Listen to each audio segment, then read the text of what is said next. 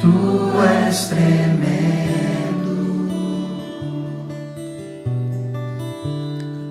Senhor, obrigado pela tua imensidão e pela tua preocupação, mesmo assim, com gente tão pequena como a gente. Te pedimos para que o Senhor se revele mais uma vez, por meio da tua palavra, às nossas vidas, ó Pai, trazendo conforto para aqueles que precisam de conforto, trazendo também confronto naquilo que a gente precisa ser desafiado.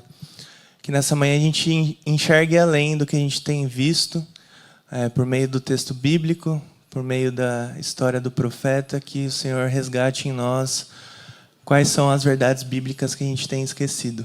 Que seja assim em nome de Jesus. Amém. Amém. Eu quero começar fazendo uma pergunta antes, só para vocês saberem, o nosso querido pastor Marcos Botelho fez uma cirurgia essa semana que passou e está ótimo, já está bem, firme e forte, recuperando bem.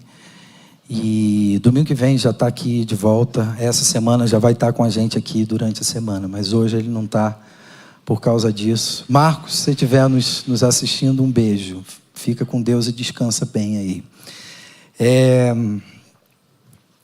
Mas eu quero começar fazendo uma pergunta para os meus irmãos, amigos aqui, para o Pedro e para o Pet.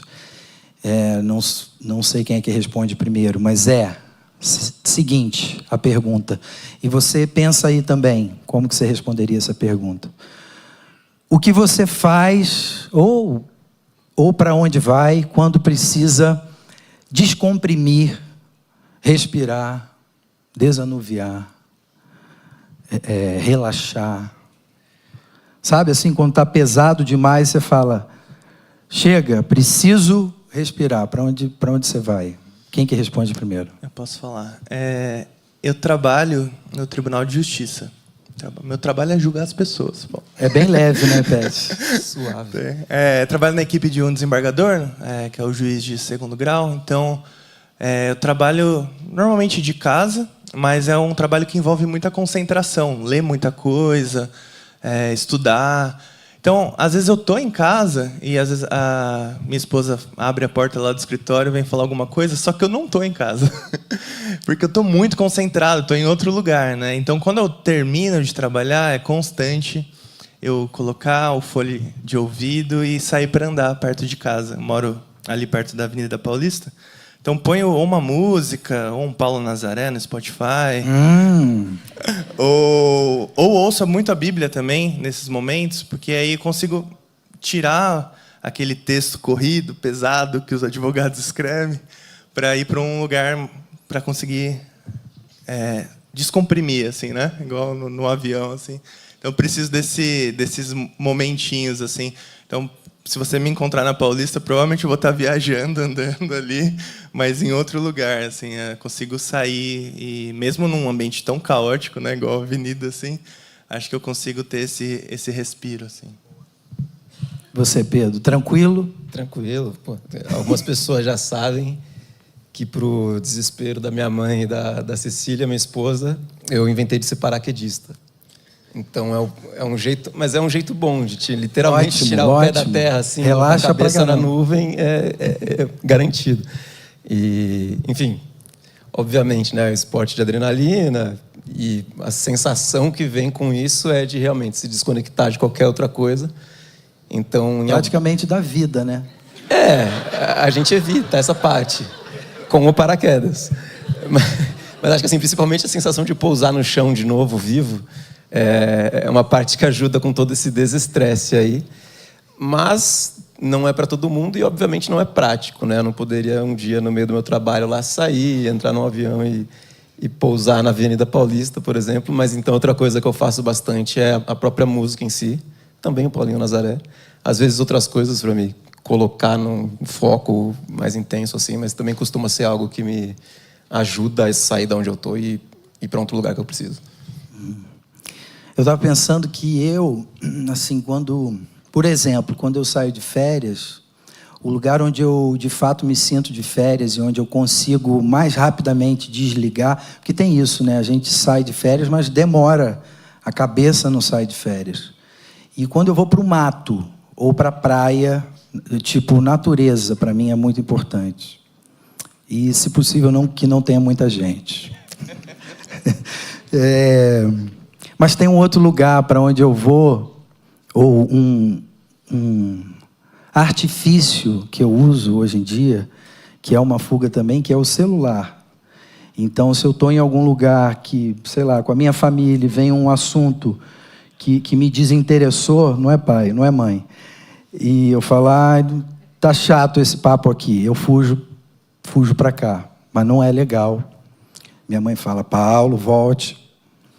E acho que tem fugas que são boas, necessárias, mas às vezes tem lugares para onde a gente vai que não são bons. Enfim, a gente hoje vai ler um texto sobre um profeta chamado Elias, que ele, num momento em que ele está no limite de exaustão, de estafa, de desânimo, de possivelmente depressão, burnout, ele foge para uma caverna e querendo, assim, pedindo a Deus para tirar a vida dele. E a gente vai ler sobre essa história hoje e pensar um pouco sobre isso. Eu acho que, de alguma maneira, em alguma medida, nós nos identificamos com esse tipo de sentimento, de sensação, de dizer, eu não aguento mais, eu estou no meu limite, precisa acontecer alguma coisa diferente, ou eu, sei lá, eu vou explodir, enfim. Vamos ler lá em 1 Reis, capítulo 19. 1 Reis, capítulo 19, a gente vai ler do versículo 9 ao versículo 18. 1 Reis, capítulo 19, do versículo 9 ao 18. Pet, você pode ler para a gente? Posso. Eu posso ler no celular? Sua mãe deixa? Tudo bem? Pode, mãe. É a Bíblia, tá? Vou ler aqui. 1 Reis 19, a partir do 9. Ali, no Monte Sinai, Elias encontrou uma caverna, onde passou a noite. Então o Senhor lhe disse, o que você faz aqui, Elias? Ele respondeu, tenho servido com zelo ao Senhor, o Deus dos exércitos. Contudo, os israelitas quebraram a aliança contigo, derrubaram teus altares e mataram todos os teus profetas. Sou o único que restou, e agora também procuram me matar. Saia e ponha-se diante de mim no monte, disse o Senhor. Enquanto Elias estava ali, o Senhor passou, e um forte vendaval atingiu o monte. Era tão intenso que as pedras se soltavam do monte diante do Senhor, mas o Senhor não estava no vento. Depois do vento, houve um terremoto, mas o Senhor não estava no terremoto. E depois do terremoto, houve fogo, mas o Senhor não estava no fogo. E depois do fogo, veio um suave sussurro. Quando Elias o ouviu, cobriu o rosto com a capa, saiu e ficou na entrada da caverna. E uma voz disse, o que você faz aqui, Elias? Ele respondeu outra vez, tenho servido com zelo ao Senhor, o Deus dos exércitos. Contudo, os israelitas quebraram a aliança contigo, derrubaram teus altares e mataram todos os teus profetas. Sou o único que restou e agora também procuram me matar. Então o Senhor lhe disse, volte pelo caminho por onde veio e vá para o deserto de Damasco. Quando chegar lá, unja Azael para ser rei da Síria. Depois, unja também Jeú, neto de Ninsi, para ser rei de Israel, e unja Eliseu, filho de Safate, da cidade de Abel-Meolá, para substituir você como meu profeta. Quem escapar da espada de Azael será morto por Jeú, e quem escapar da espada de Jeú será morto por Eliseu. No entanto, preservarei 7.000 de Israel, que nunca se prostraram diante de Baal, nem o beijaram. Que essa palavra não só que a gente não só compreenda, mas que ela frutifique em nós e se torne prática, né? Eu ouvi uma vez alguém dizer que o que fica de fato de tudo que a gente ouve é o que a gente decide. Então, que essa palavra, se for o caso, nos ajude hoje a tomar decisões que se tornem práticas na vida da gente. Essa semana, eu não sei quem viu, chegou para mim o vídeo do embaixador da Palestina, fazendo um discurso na ONU, não sei se alguém viu isso. E ele chorava copiosamente e batia na mesa, dizendo: não é possível, a que ponto nós chegamos? Se referindo à morte de dezenas e dezenas de crianças no conflito em Gaza.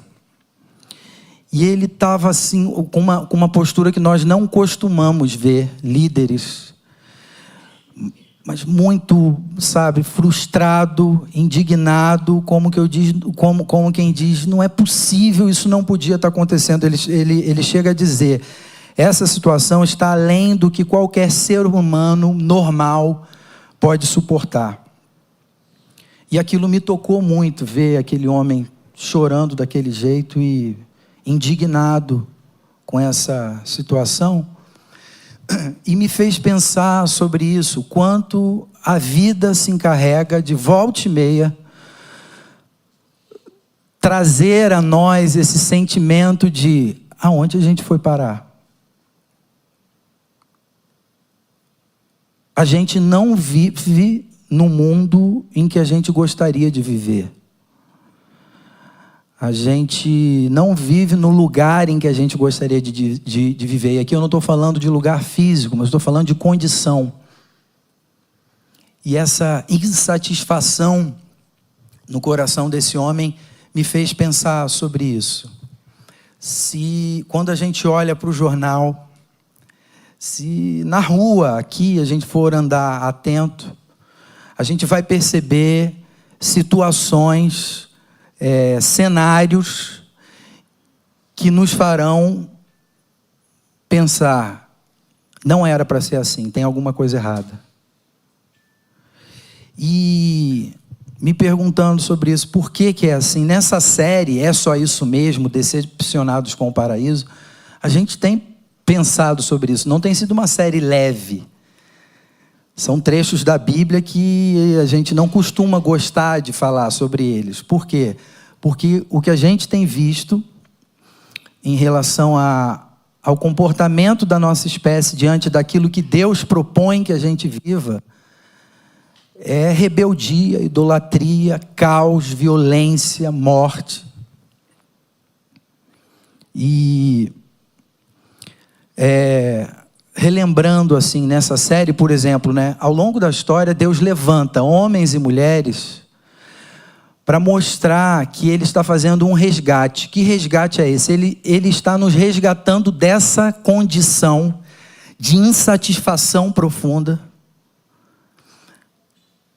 de volta para uma condição que nós já tivemos no começo, mas perdemos, no Éden, de relação plena com Ele, de coração satisfeito, de plenitude da vida,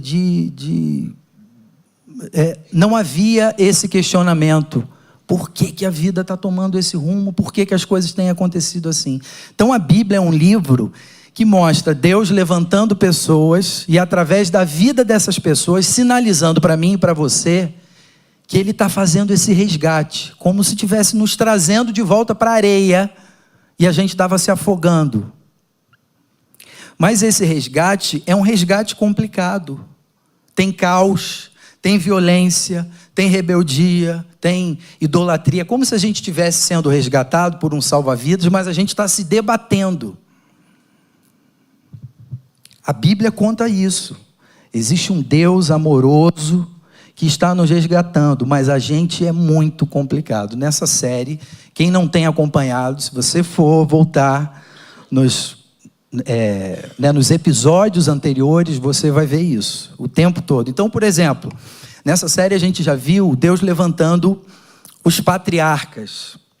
Quem são os patriarcas? Eu vou falar o nome aqui para você, talvez fique mais claro isso. Abraão, Isaac, Jacó, Raabe, mulheres que ele também levanta, sinalizando: eu estou resgatando o meu povo, eu escolho pessoas através das quais, da vida, do testemunho, eu vou sinalizar isso. Mas a gente vai olhar para a vida e para o testemunho dessas pessoas, não é uma vida legal e só de acertos e tudo dando certo. O tempo todo, caos, frustração, descompasso, desobediência, porque é um resgate. Resgate de quem, em algum momento, fez uma ruptura fatal com Deus. Nossos pais, nossos avós, Adão e Eva, lá no paraíso. Eles tiveram uma condição de plenitude com Deus, mas de repente se viram num lugar em que não gostariam de estar. Fora do paraíso, distante de Deus. Um lugar e condição em que não gostariam de estar. Então a gente viu, por exemplo, os patriarcas. A Sara, a Raabe, o Moisés, Josué, as histórias desses considerados heróis da fé, mas que a gente viu, embora heróis, com tantas dificuldades e falhas. Aí passou os patriarcas, a gente viu nessa série o período dos juízes. Quem eram os juízes? Líderes carismáticos que foram levantados por Deus para mostrar para nós que ele está escrevendo essa história de resgate. No entanto, histórias que apontam também o nosso coração, mau, rebelde e violento. Mesmo eles chegando na Terra Prometida, né, Paulo? Isso. Tem Chegando na Terra Prometida. Chegando lá, mas ainda assim, uma série de problemas. Depois vem o período dos reis. A gente viu Saul, a gente viu Salomão, a gente viu Davi. E esse período dos reis é o período no qual nós estamos hoje. O texto que a gente leu, falando sobre esse profeta Elias, Deus levanta os profetas no período dos reis. Depois de Salomão, a gente vai ter uma sequência de reis complicadíssimos. E aí, porque esses reis são idólatras e sendo reis do povo de Deus, mas levando o povo para situações terríveis, Deus levanta os profetas. Qual é o papel do profeta no período dos reis? É o pior emprego do mundo. A pior função do mundo é a função do profeta. Por quê?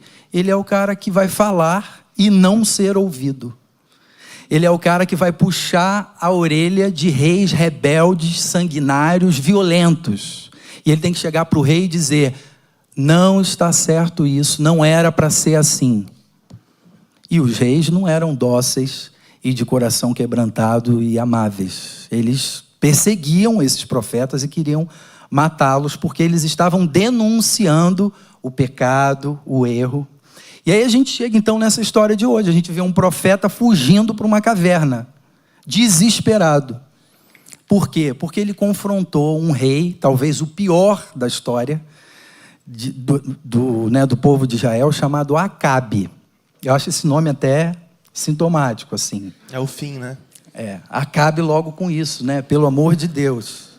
E ele tinha uma namorada chamada Jezabel, que também muito complicada aqui, sem juízo de valor, mas os dois não formaram uma boa dupla, no sentido de fazerem um mal inimaginável para o povo. Coisas do tipo: eles eram idólatras e um povo que tinha uma aliança com um Deus único. A Jezabel falou: eu acho que a gente deveria construir altares para o Baal, que é um outro Deus, e fazer sacrifícios e estimulando o povo que rompesse com essa aliança de um Deus único. Então eles fizeram um estrago, pensa numa bagunça. E aí Elias, nessa função de denunciar aquilo e dizer: gente, não é esse o caminho. O que Deus nos ensina e nos aponta desde o começo é diferente. Ele quer nos resgatar dessa condição. Então, o que acontece? O Elias ele vai confrontar o rei Acabe e a Jezabel, a princesa que se tornou rainha. E esses dois, num determinado confronto, uma série de profetas de Baal morrem, porque Elias pede: Senhor, dá um sinal de que não sou eu, o chato aqui na história, querendo denunciar coisas, mas o Senhor tem algo novo e diferente para esse povo, que tem feito escolhas erradas. Então que o Senhor dê um sinal muito claro, e Deus dá esse sinal. E nesse sinal muitos dos profetas morrem. Com a morte dos profetas de Baal, falsos profetas, a Jezabel chega para o Elias e diz o seguinte: ó, eu juro por Baal, pelos meus deuses, que amanhã, nesse horário, você vai estar morto. Eu vou encomendar a sua morte para que você morra. E o Elias, que até então, um homem corajoso, fazendo a denúncia e fazendo aquilo que Deus pedia dele, nessa hora, o Elias diz o seguinte: agora eu fiquei com medo. Eu estou sentindo que está chegando a minha hora. E aí ele diz o seguinte: eu não aguento mais. Eu tenho falado há tanto tempo e tenho corrido tanto perigo. Eu tenho denunciado o erro dos reis e do povo. E nada acontece.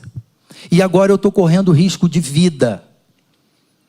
Ele chegou nesse momento de dizer: eu não tenho mais condições. E aí, ele faz uma oração que eu acho que tem a ver com, talvez, orações que nós fazemos de vez em quando na vida da gente.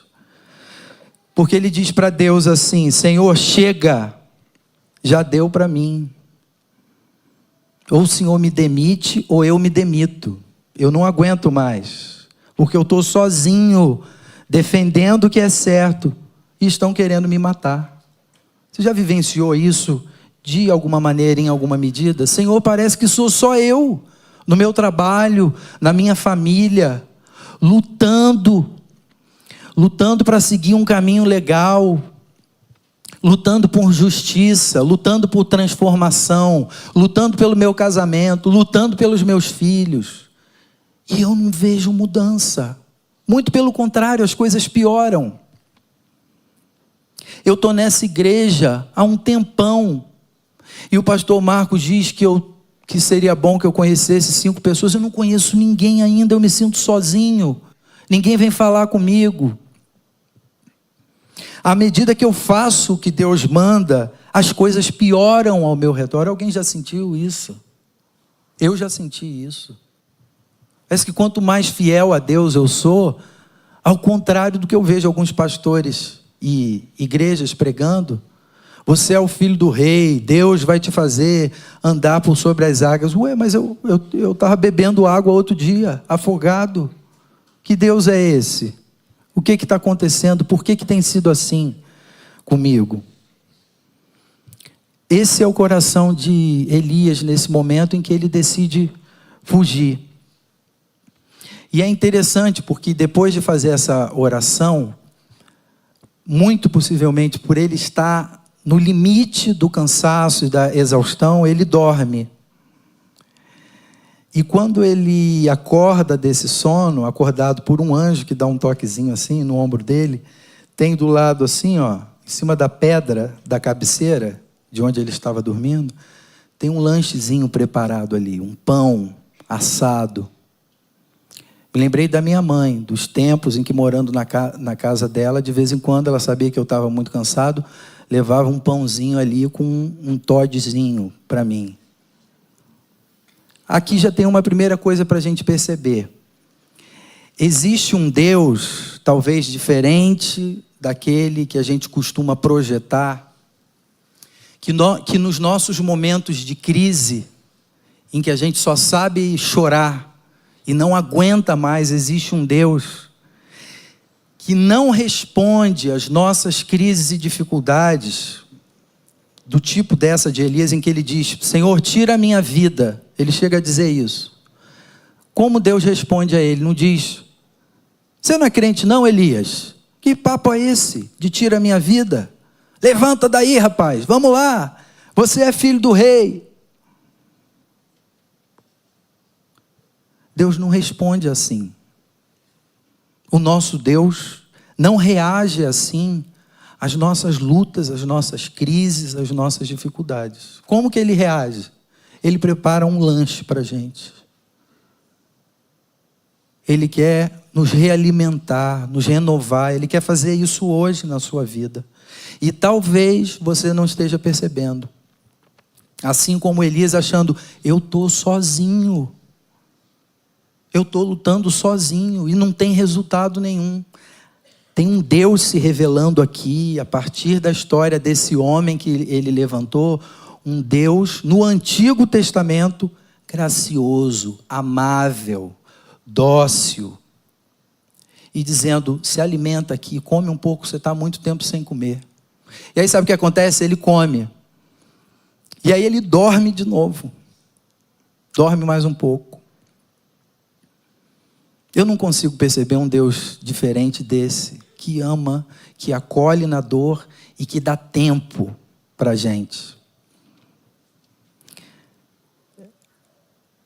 Tem algo muito precioso nesse texto, além dessa característica de Deus, que é o Elias, embora querendo morrer, mas ele vai na direção de Deus, porque o texto diz assim, que depois que ele comeu e bebeu, o alimento lhe deu forças para uma jornada de 40 dias e 40 noites, até onde? Para onde ele fugiu? Ele fugiu para o Monte Sinai, o monte de Deus, o lugar onde Deus falou tantas vezes com Moisés. Olha que interessante. Ele está passando por uma crise, a pior da vida dele, sendo profeta no tempo do pior rei de Israel. Mas ele vai na direção do lugar onde Deus fala. E aqui a gente não deve tomar como um lugar físico, mas um lugar de ir na direção de Deus. Nós somos convidados, nos momentos de crise, pelo próprio Deus, a não correr dele, mas correr para ele. Esse é o primeiro ponto de hoje. Em suas crises, não corra de Deus, corra para Deus. Lembrando dessa característica que a gente acabou de ver. Não é um Deus que pesa mais sobre você, que aponta o seu erro e que derrama culpa. Mas é um Deus que nos acolhe no nosso sofrimento e na nossa dificuldade. A gente tem, às vezes, o hábito de ler o Antigo Testamento olhando para Deus como se o Deus do Antigo Testamento é um Deus mau e violento. O Deus do Antigo Testamento é um Deus que está o tempo todo manifestando a sua graça e o seu amor. E levantando pessoas para mostrar isso, mesmo em meio ao caos. E aí, o texto, a gente chega num lugar muito interessante desse texto, que é quando ele entra na caverna, depois de caminhar, depois de se alimentar, de caminhar esses dias e chegar na caverna, ele entra numa caverna do Monte Sinai. E ele entra nessa caverna ainda querendo, assim, esqueçam de mim. Esse papo de ser profeta eu não quero mais ser. Não está dando certo, eu não aguento isso. Quando ele entra na caverna, ele ouve a voz de Deus. E Deus faz uma pergunta para ele. A gente leu no texto. Então o Senhor lhe disse, o que você faz aqui, Elias? Elias, o que você faz aqui? Percebe o aqui de Deus? Onde Deus está? Deus não fala, Elias, o que você faz aí, nessa caverna aí, longe? Não. Deus está na caverna, com ele. A gente está vendo um Deus que, além de nos acolher, um Deus que vai com a gente para o fundo do poço. Um Deus que entra com a gente na caverna. Ao contrário do que a gente possa imaginar, dizendo, eu estou fugindo de Deus. Eu quero estar longe de Deus. Ou, eu estou longe de Deus por conta de tantas coisas que eu tenho feito. Mas Deus é o Deus que te pergunta, o que você está fazendo aqui? Seja qual for esse seu lar, o nosso lar é o aqui de Deus. Porque Ele está com a gente. Perto está o Senhor daqueles que o invocam. Se eu subir aos céus, se eu fizer a minha cama lá não sei aonde, se eu tomar as asas da alvorada, ainda assim a tua mão me guiará. É um Deus que não te pergunta o que você está fazendo lá ou aí. Não, é um Deus que pergunta o que você está fazendo aqui, porque Ele está comigo e com você nas nossas piores crises, nos momentos mais estafantes e desanimadores da vida da gente. Quero fazer mais uma pergunta para o Pedro e para o Pet, que tem a ver com isso. Qual o lugar ou situação mais estranho, mais inusitado, em que você percebeu a presença de Deus? Pensando, né, no texto e lendo durante a semana também, e ouvindo aqui, né, é engraçado como a gente traça diversos paralelos para uma mesma coisa, assim, que eu já tinha imaginado me respondendo aqui, mas você vai vendo como vão surgindo relações novas que você nem pensa, assim. O meu momento, eu acho que de principal encontro, assim, também foi num momento de pior crise que eu tive, e num momento em que, assim, eu achava que não tinha crise nenhuma para existir. Há alguns anos eu estava num processo de estar acabando a faculdade, estava para entregar o trabalho, já tinha praticamente me formado, estava trocando de emprego de um banco para outro, para uma condição que tinha tudo para ser melhor, assim, e acabou sendo mesmo. Estava noivo, um primeiro noivado, que acabou não dando certo, e aí acho ainda bem. Ainda bem. Mas naquele contexto, estava vindo na comunidade, não me achava desconectado de Deus em qualquer maneira, mas naquele momento algumas coisas começaram a aparecer que começaram a me incomodar, e eu não sabia o porquê, porque até então eu acreditava que eu estava num contexto em que, está tudo de acordo com o que eu acho que é o que eu quero, provavelmente é o que Deus quer, não sei. E aí o que começou com uma insônia, o texto fala até, né, do sono, enfim, essa capacidade de conseguir descansar, né? Começou com uma insônia, depois começou com uma ansiedade, até que chegou um momento em que eu ia, já num processo de terapia, refletindo muito sobre tudo o que estava acontecendo, e eu não achava muita resposta para o que estava rolando comigo, assim, né? E aí foi um momento em que cheguei nesse ambiente da caverna, para mim, que foi um processo de depressão bem profundo, até me afastando do trabalho por um período, e muito num contexto em que eu precisava entender que eu precisava jogar as pecinhas do quebra-cabeça no chão e montar de novo, porque ele estava embaralhado e eu não estava vendo. E nesse momento, nesse processo, claro, né, super complexo ali, quem já passou, está passando por isso, sabe? Você não enxerga muito, assim, essa história de que Deus está falando com você e está te guiando. Mas hoje, graças a Deus, olhando para trás, eu consigo ver diversas situações em que Deus estava ali me convidando para sair daquele lugar. Então, no amparo que eu tive da minha família, minha mãe, meu pai, no meu processo de terapia também, e num momento em que, de fato, assim, acho que a situação concreta em que eu me lembro de conversar com Deus naquela fase, era meio que até uma trucada que eu estava dando em Deus, assim, que esse lugar onde eu estou agora e essas sensações que eu tenho sentido, eu não aceito sentir. Então você se vira aí e faz alguma coisa, porque eu não quero estar aqui.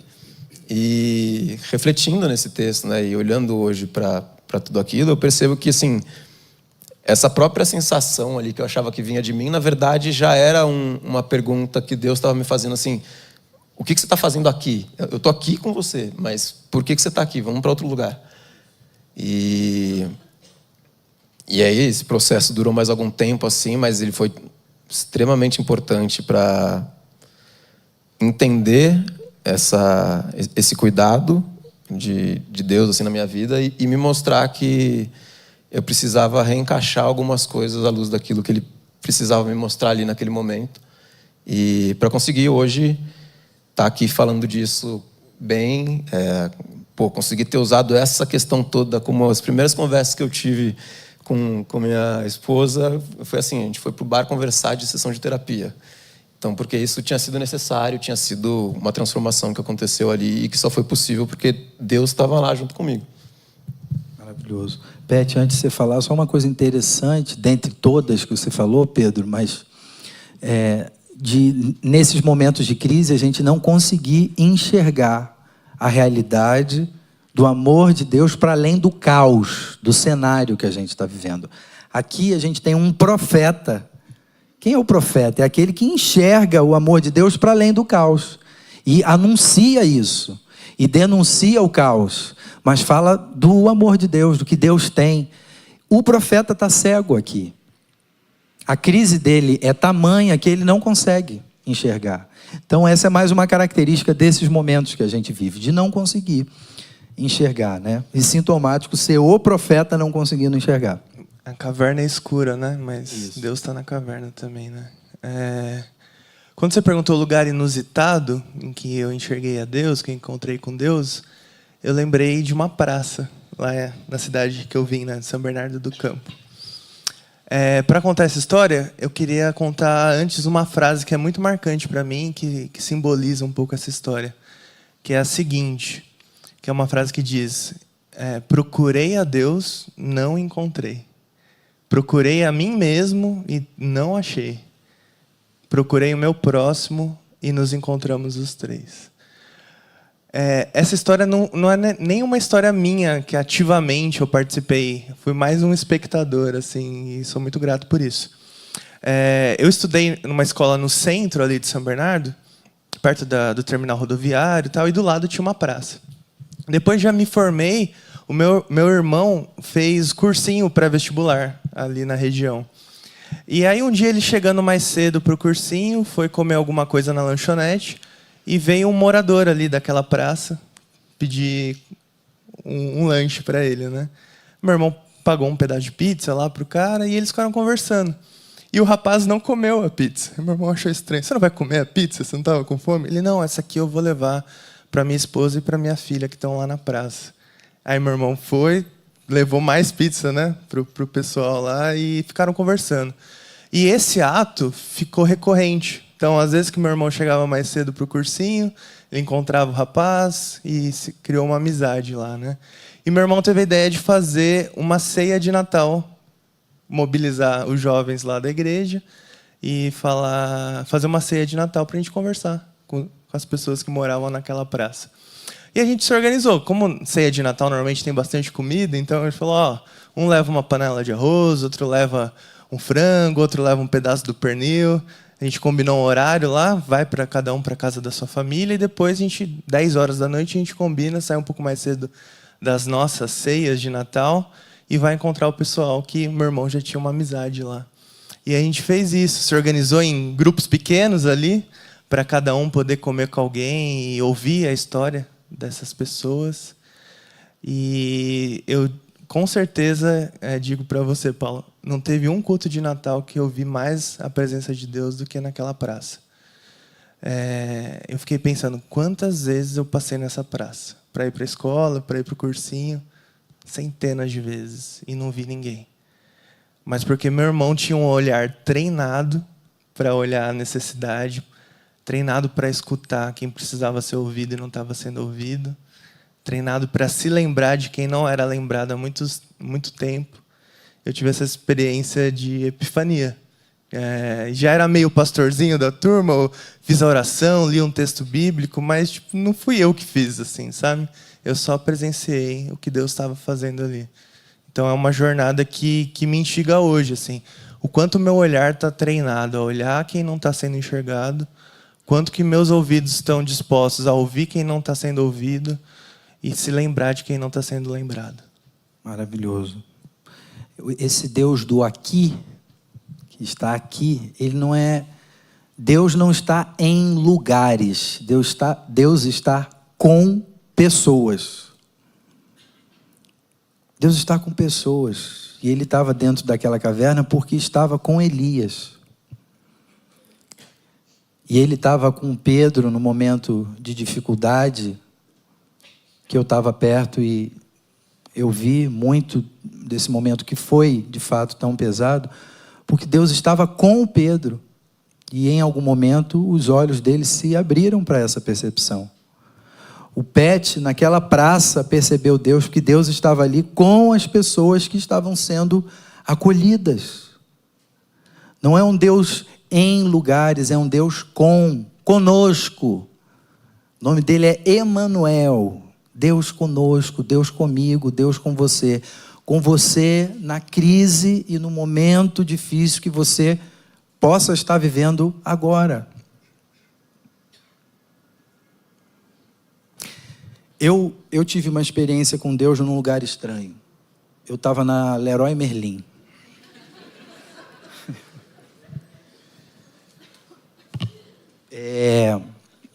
Eu tinha que comprar tinta. Meu pai e minha mãe estão ali me olhando. Eu lembro que no dia dessa experiência que eu tive, à noite eu liguei para eles, eu chorava contando para eles a história.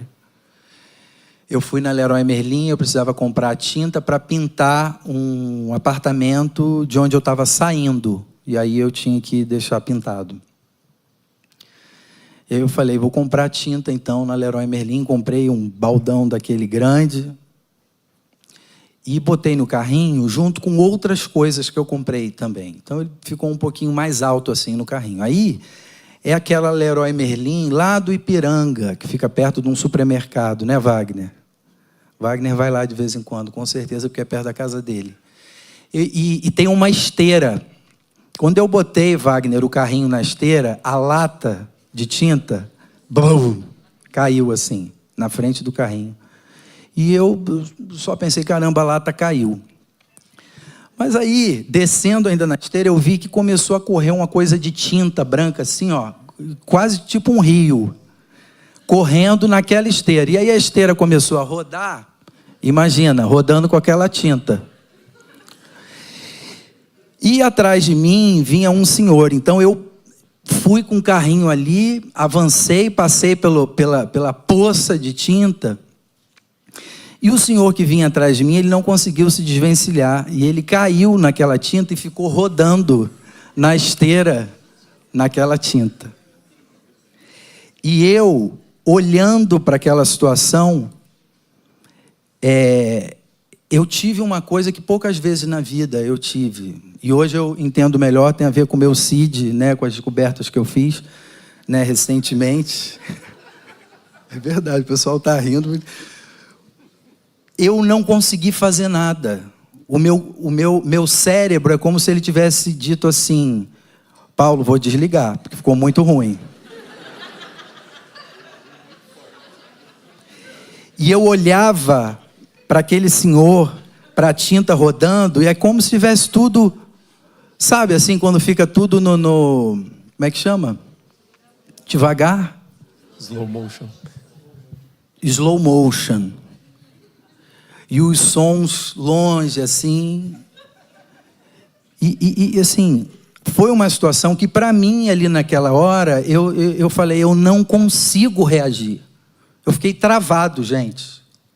E aí, de repente, eu ouço uma voz de uma pessoa, que me chamou pelo nome e disse, Paulo, olha o que eu ouvi, não foi? Eu ouvi o seguinte, Paulo, deixa essa situação que você não vai conseguir resolver e sobe lá em cima e pede uma outra lata de tinta, porque você precisa pintar o apartamento. Para mim não faz tanto sentido, mas foi isso que eu vi, foi isso que eu fiz. E assim, chegou uma pessoa para socorrer o senhor, a situação começou a ser gerida sem que eu, travado, precisasse ficar ali, remoendo aquela situação. Como se Deus pegasse e falasse, Paulo, sai um pouco daqui, deixa que eu vou resolver isso para você. Através de pessoas, ele costuma fazer isso. Eu subi, e ainda meio que tremendo, e super, cara, o que está acontecendo? Meu Deus, eu estou causando uma catástrofe em São Paulo. Fui lá e falei, olha, a lata de tinta caiu na esteira, me disseram para vir aqui, que né, vocês me dariam outro. Pois não, me deram uma outra lata.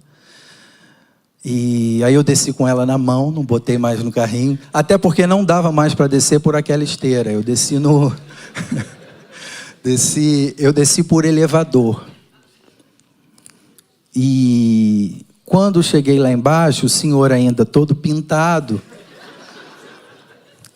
mas já sentado e sendo acolhido ali, e alguns seguranças ali já resolvendo.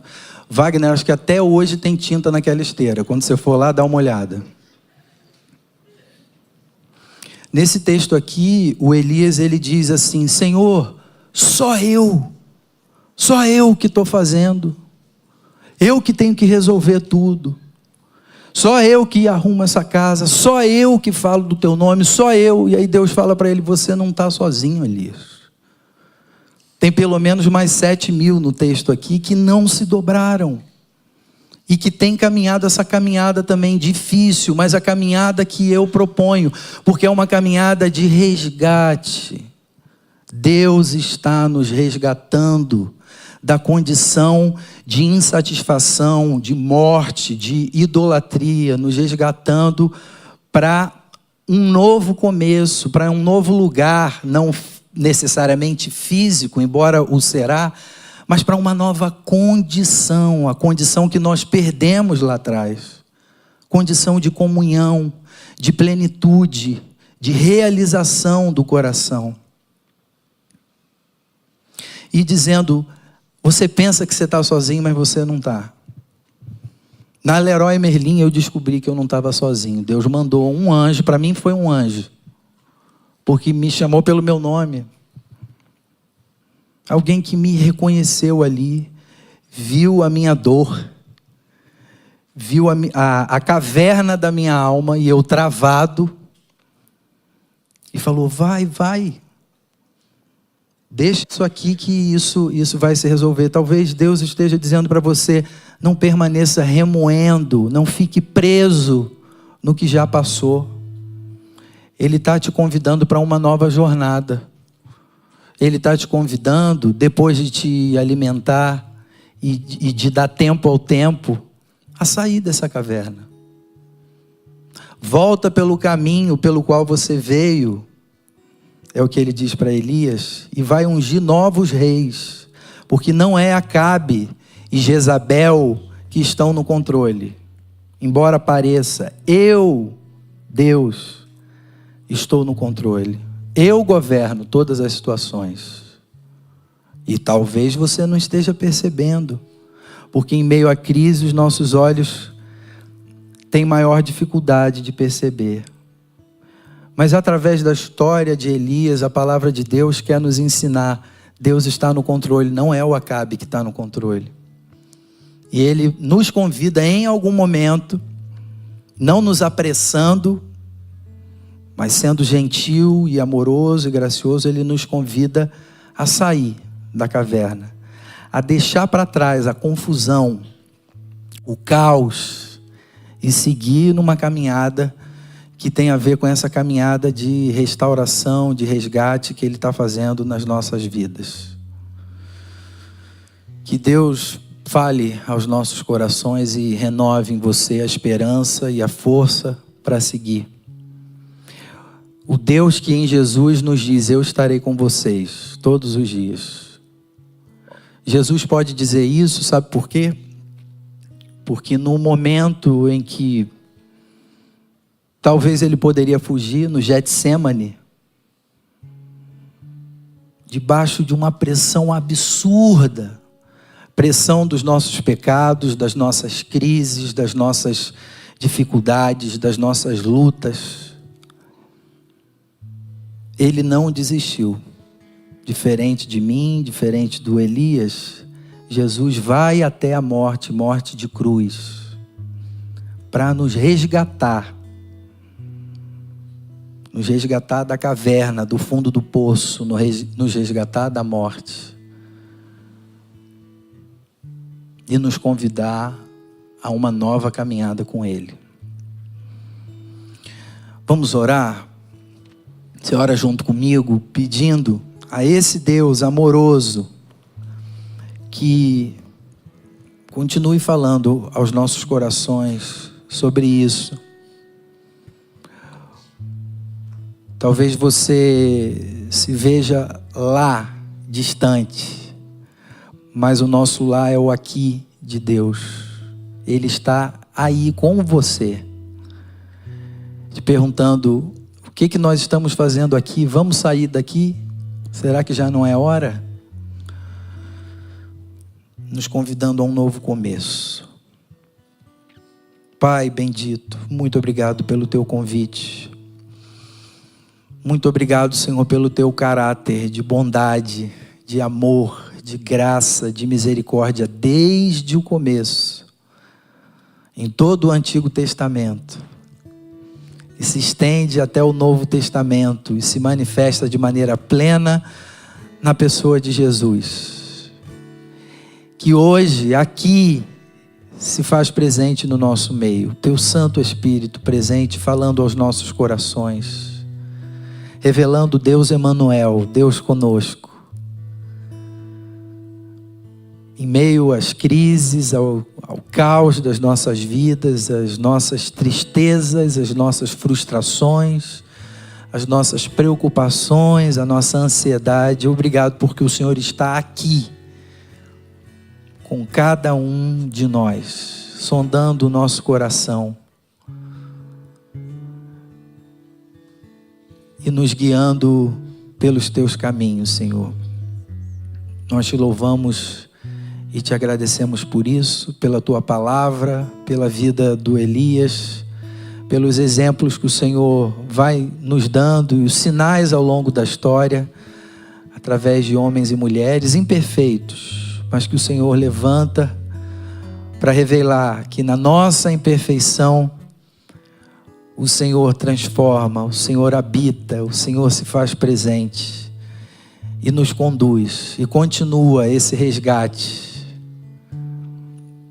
que está acontecendo na vida de cada um de nós. Nós te louvamos por isso e queremos viver uma vida que manifeste agora esse Deus presente para pessoas com as quais estaremos em contato possivelmente essa semana, no trabalho, nas nossas famílias, pessoas talvez vivendo seus momentos de crise, achando que estão sozinhos, achando que não existe Deus, que através das nossas vidas, a tua presença revele o Deus presente perto para aqueles que se sentem assim, Senhor. Por amor do teu nome, nós te pedimos que o Senhor faça assim nas nossas vidas, na vida de cada um de nós aqui e a partir de nós, a partir daqui, na vida de quem o Senhor quer alcançar. Nós oramos assim em nome de Jesus. Amém. Vamos ficar de pé para a gente cantar